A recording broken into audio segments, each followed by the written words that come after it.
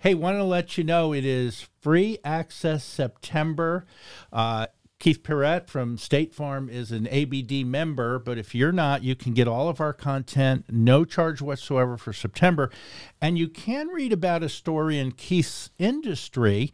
One of the carriers actually has gotten into a little bit of a rift with the insurance commissioner in Georgia over raising rates about 25%. Again, not State Farm, but Keith, I just thought it'd be a good topical situation to bring up. How are rates set across the state? Well, that's an interesting question, and let me put a disclaimer out there first.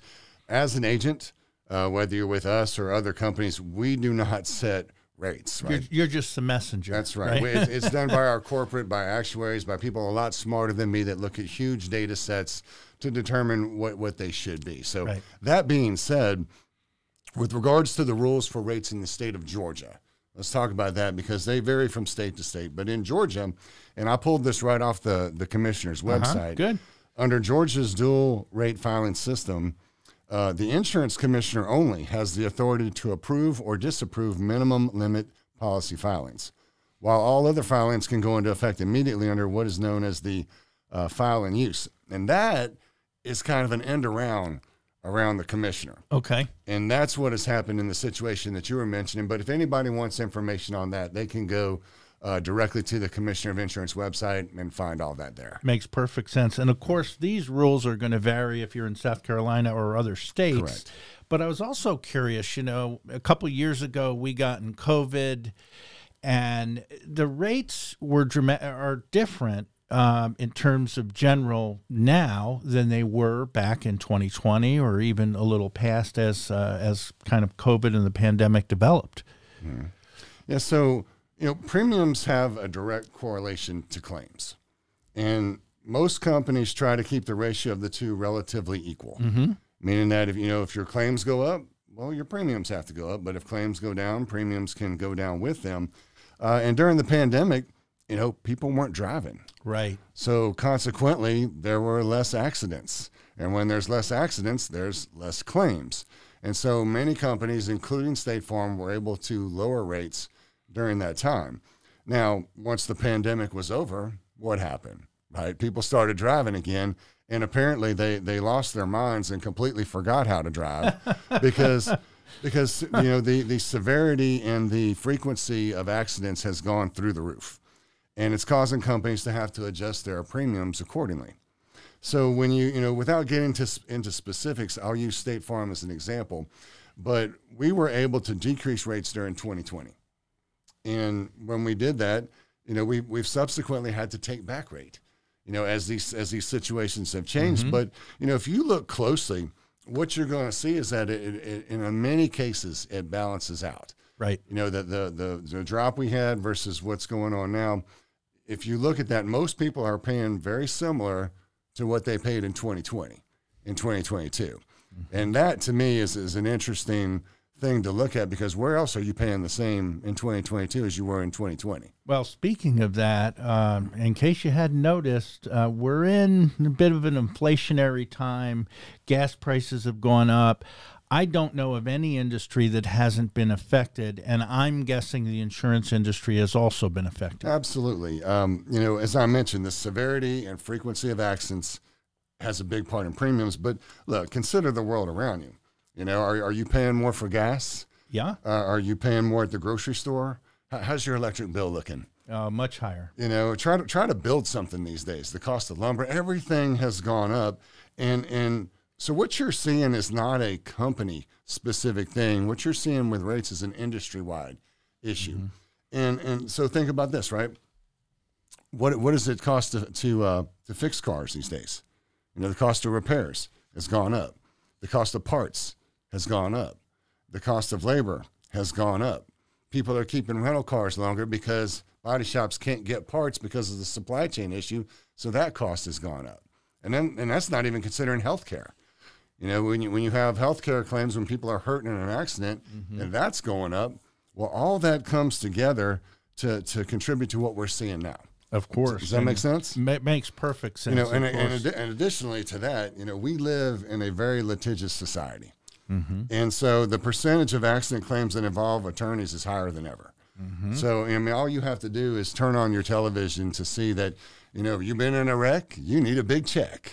One call. That's right. That's all. And that's just kind of how it works these days. Yeah, I totally understand. And by the way, if you'd just like to have a chat with someone very knowledgeable in the industry that can help walk you through, give Keith a call at 706-925-LIFE. He has a personal website, kpinthehouse.com. Correct. Is the website That's as right. well. And speaking of which, when people do call this phone number, 925-LIFE, and they call you and they maybe have some concerns about the rates, you know, in the financial planning world, is they talk you off the ledge. How do you sort of talk them off the ledge? Yeah, so that's also an interesting question because every situation is different. Right. If you look at each specific customer, you have to understand, you know, were there any changes in their coverages? You know, did they add drivers? Were there discounts that came on or off the policy? And there's a lot of other factors that could be affecting them. For example, a lot of people don't realize that like if you look at my car that I have, that's a 2017 Dodge Daytona Charger. That drives pretty fast a bit. It's a fun car to drive.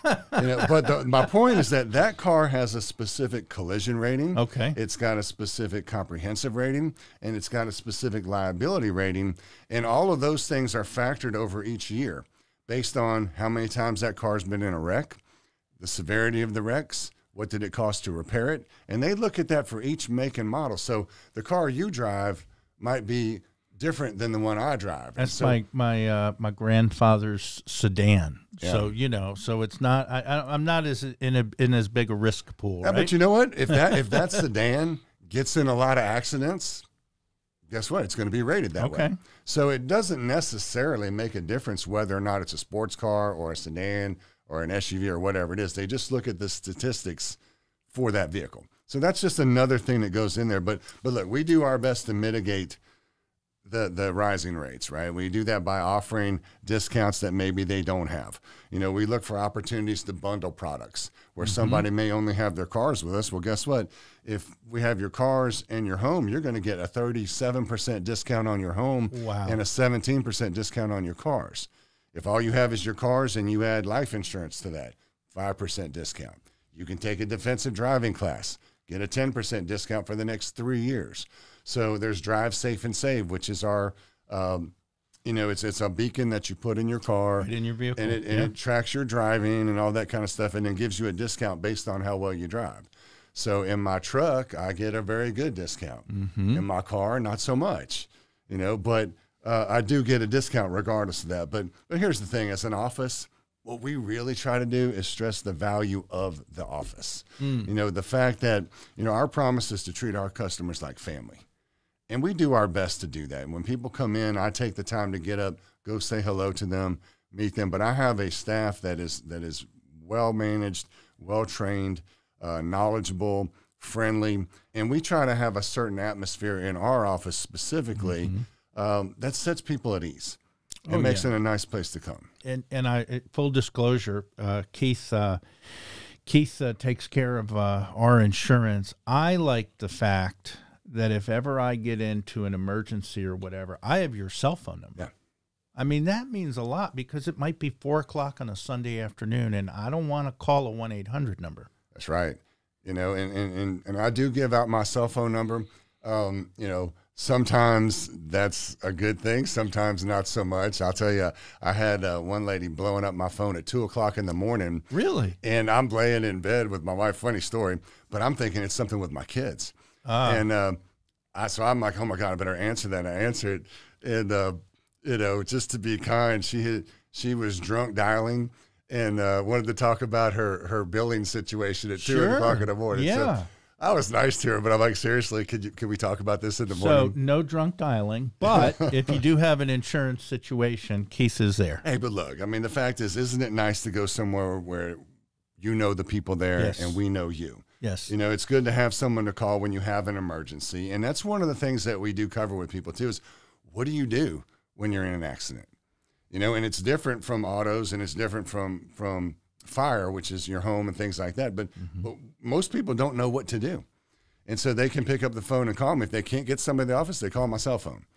And our first question, if you're in a car accident, is always, are you okay? And then what's the situation? Have you called the police? Have you gotten a police report? Have you exchanged information? And then from there, we'll guide them through the process. But, our thing is this, Neil, we're looking to build relationships for a lifetime.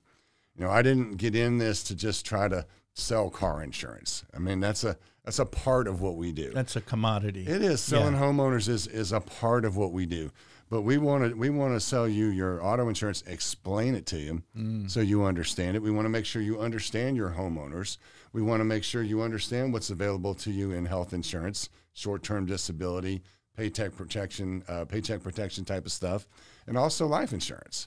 And so when you put all that together, then you start to build relationships and get to know people and understand their situation. And then we try to meet with everybody at least once a year. We at least offer that to them. Not all of them take it. Sure. But the ones that do, they come in, we review your situation. For example, if you're a young couple and you just got married, have you had a baby? Did you buy a house? Did you buy another car? So a life change situation, right? And that matters because they may very well need some extra coverage that they are sort of deficient on. Yeah, well, look, it's going to be different for a single person who's 24 years old. They might be planning for the future and thinking I should get some whole life insurance because I can put my money and have it grow, versus when you have a family and you have 3 kids and you're 28, 29 years old, you might need a lot of coverage and you might need it the most economical way possible. So when I look at people, we look at their specific situation, talk about that, understand what it is you actually need, come up with a number, and then figure out how to get you to that number. So actually reverse engineer it. I like that. Yeah, I mean, I don't want to belabor the point, but I had somebody call me yesterday who is a friend, and they said, I need some quotes on life insurance. And my comment to that was, well, okay, what are we trying to do? Right. I mean, it's not a one-size-fits-all thing. I can't just throw out numbers to you until I understand, what are you trying to do? Why are you trying to do it? What's your budget?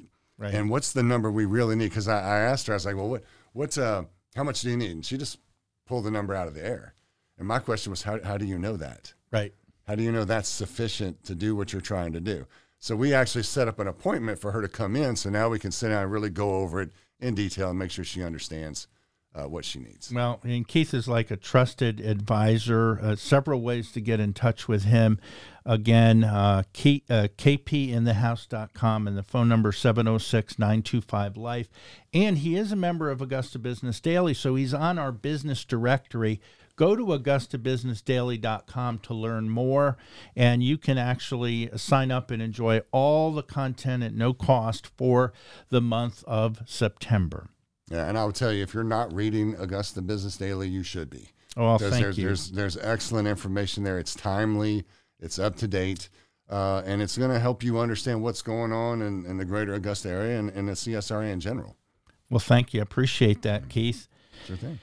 And a special shout out, of course, to the folks here at Augusta Podcast. We sure appreciate them, and Get Up Productions. And the information is up on the screen.